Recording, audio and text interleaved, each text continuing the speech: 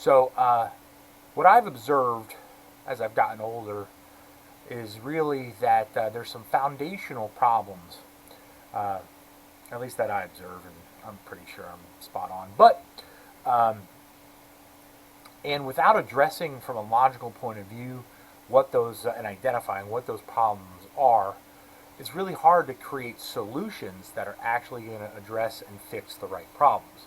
So, uh, from a visual standpoint, stacking stupid is I kind of think when we take a scenario where you take a bad or suboptimal solution, maybe to put a little bit of realism into it, where a scenario where maybe it's not the worst decision or solution, but you get the person making the decision. Let's say corruption in power and government, right?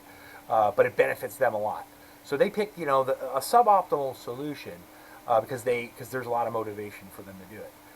But then on top of that bad decision, what do? We take another fundamental system or something of that nature, and then we create that same decision paradigm where we make another suboptimal decision, and then over time what we have is this big pile of crap. Okay, and that's kind of what has led me to start these talking points.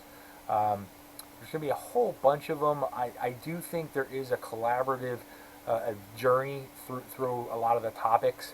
Kind of the early stuff that I'm going to be recording is a lot of foundational. I'm trying to get people to embrace the importance of critical thinking and applying logic and reasoning, understanding things like bias, and really just framing up what an appropriate solution would look like, and then even if it's just in a very general sense, defining what kind of things might work, and then what kind of things absolutely wouldn't.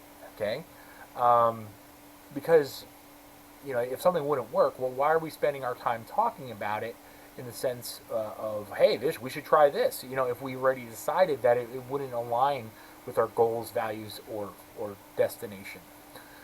So that's what this is going to be about. It's a very generalist background of economy, politics, life in general, culture,